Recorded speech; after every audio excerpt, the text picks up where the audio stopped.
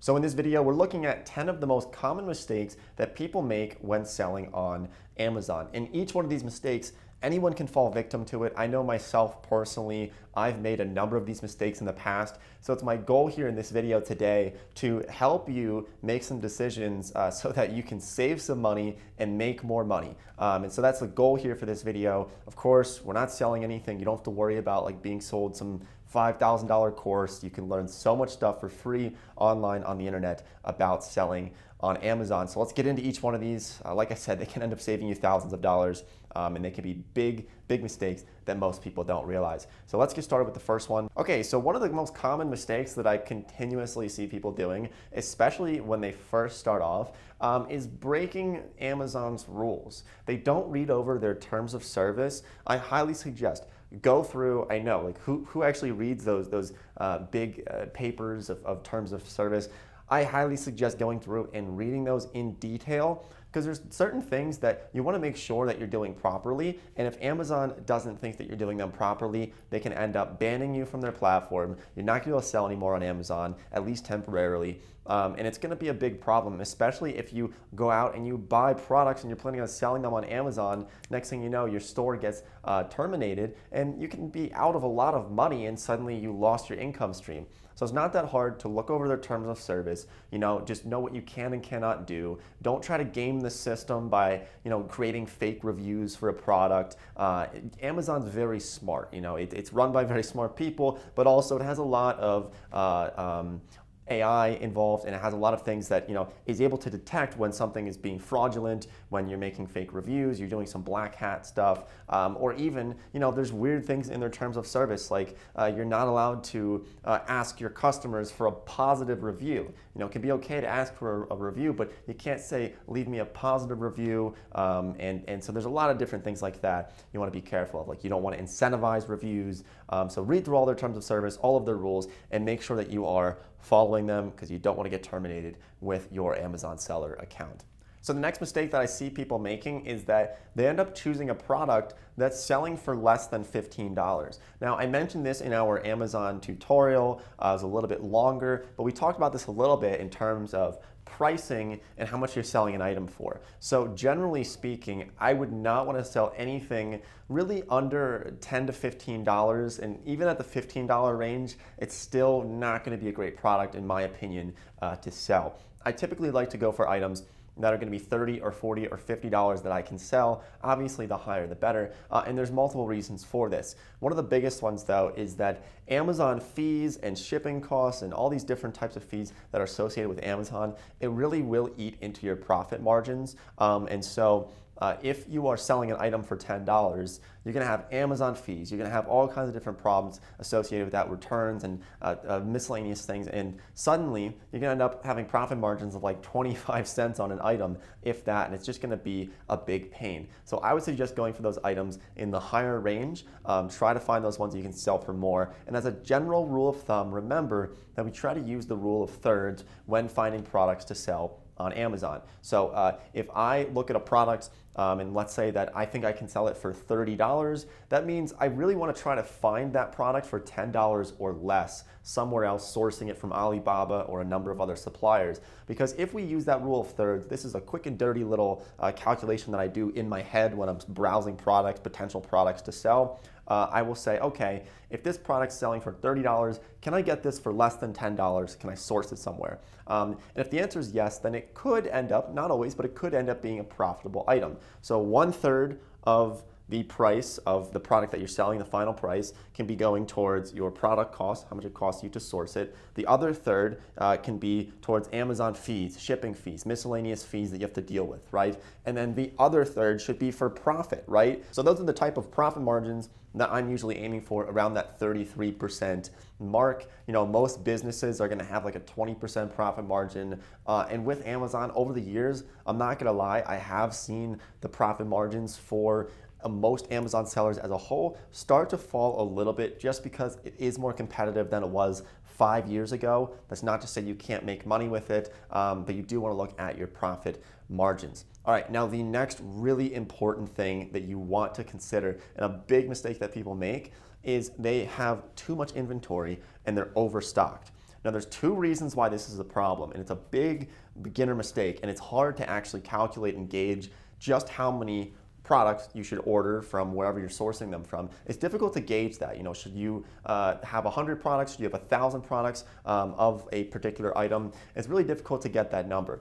But a big mistake that people make is that they put too much money into one product, especially before they have proof of concept, and they end up just having that product sitting around for years. And there's two really big problems with this. One of them is that Amazon's going to charge you money to store your products at their warehouses if they're there for a long period of time. So if you have stuff there for years sitting in the Amazon warehouse, they're going to be charging you a decent amount of money to store those products there. So that's going to be eating into your profit margins. But I think even more importantly than that, the reason why it's really bad to have too much of an item, is because with any business, you want to think about cash flow. And if all of your money is tied up in this one item, let's say that you're selling 500 of these items every year, but you own 5,000 of those items. That's going to take you 10 years to sell all of those. And the problem there is that all your money, it's tied up in these products. You might have them sitting around in your garage somewhere or sitting at the Amazon warehouse.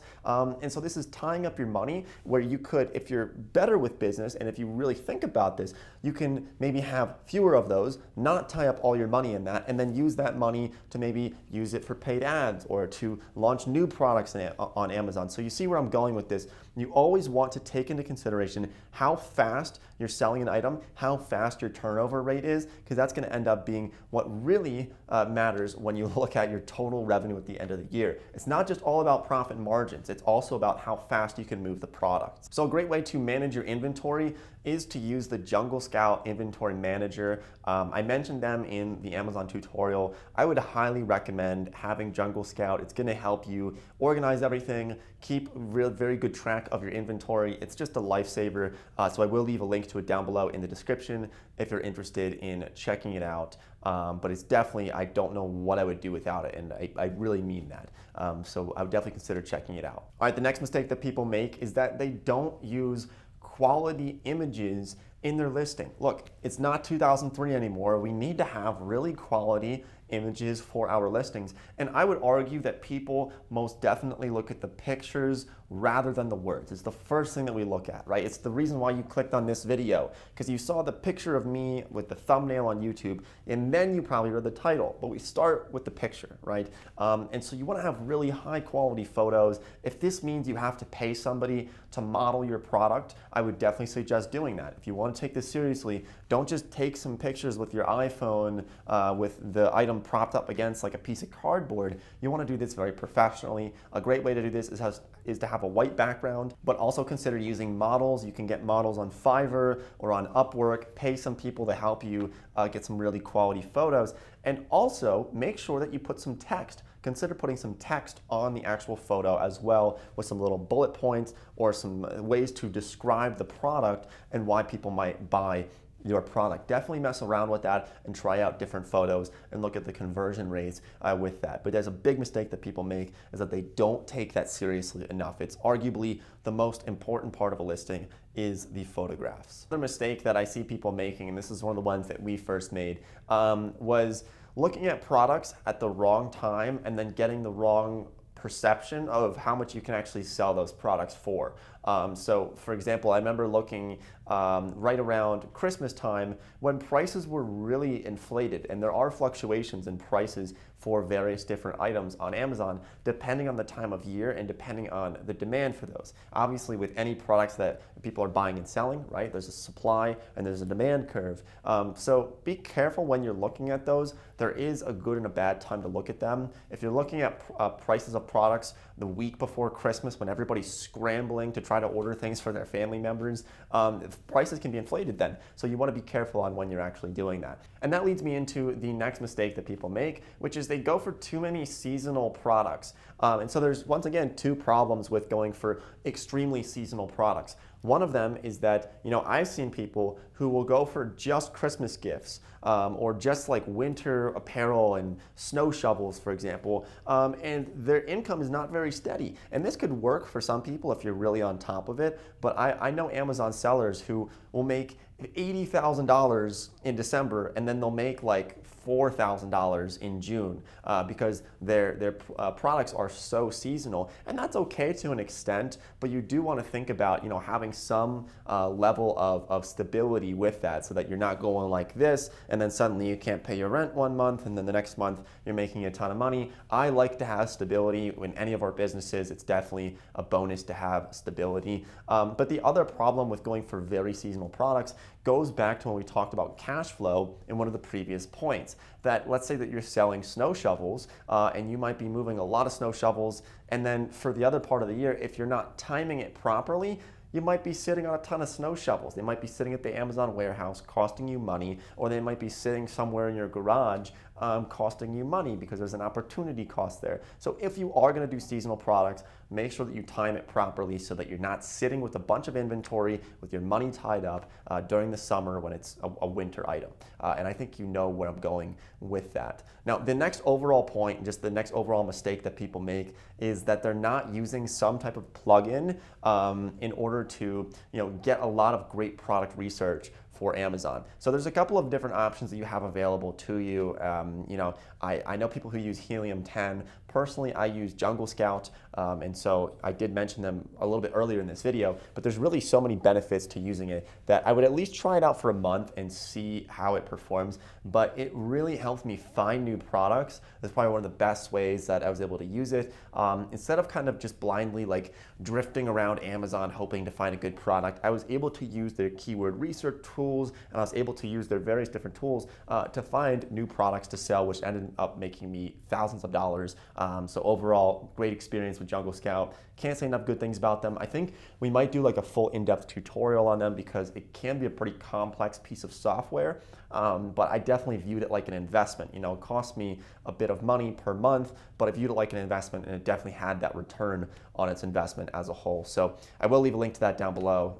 I would highly suggest it. Now, the next mistake that people make is that they're not using PPC ads. Also, the long form word for this is pay-per-click ads. They're not using them, or if they are using them, they're not using them properly. So what these pay-per-click ads are, it's essentially when anybody goes onto Amazon to buy a product and they type something in, the first results are likely going to be sponsored, and it's ones that Amazon sellers can basically get their listing to the top and put it above everybody else's, and it's sponsored. So a lot of people are not using these because they're worried about their profit margin. So let's say that you have a 30% profit margin, and if you start doing PPC ads as an Amazon seller, maybe your profit margins will decline because you have to pay in order to get people to click on your listing. But the thing is, you can still end up making more money if you do this properly. So maybe you have 30% profit margins if you're getting organic traffic from Amazon, but if you start running ads with that, maybe your profit margin is only 20% instead of 30%. But what if you're selling 2 or 3 times more products that way? Then suddenly you're making more money when you're running those ads. So definitely look into it. Running ads on Amazon, it can be a little bit difficult. You want to do some split testing, some A/B testing. You want to see what works, what doesn't, and then kind of double down on what works. Always testing. Don't sink too much money into paid ads on Amazon right away. I would suggest dabbling with it, a few dollars per day, dabbling with it until you can really perfect it with those ads. And they can end up just boosting your overall amount of money that you're making with Amazon. All right, so there's 2 more mistakes that people make. And one of them, a little bit controversial, but I think it's buying too many online courses to learn how to sell on Amazon. I truly think one of the best ways to learn something is through experience. Now, it might end up with some trial and error. You might make some mistakes. Hopefully, you're not going to make some of the mistakes that we mentioned in this video.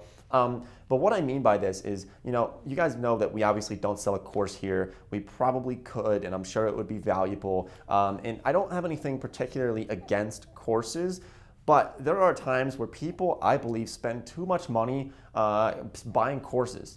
Let's say you have $5,000 to invest into this new Amazon business, and I see people spending $4,000 of that $5,000 on various Amazon courses, when really I think maybe, okay, if they want to buy a course, that's understandable, but don't go out and spend too much money learning how to do it. There's so much free information out there on the internet that you can learn, like on this channel, but also blogs, and you can read books about selling on Amazon. I would highly suggest joining Facebook groups, Discord groups, Reddit forums, where you can learn about selling on Amazon and find some mentors for free. You don't have to pay to learn how to do this. It's just one of my biggest pet peeves that I see, especially in this industry. It's like everybody thinks that they have to pay somebody to learn how to do it. And I just don't think that's the right way. I never paid for any courses to learn how to do it. And I don't think you have to do it either. So just a mistake that I feel like people make.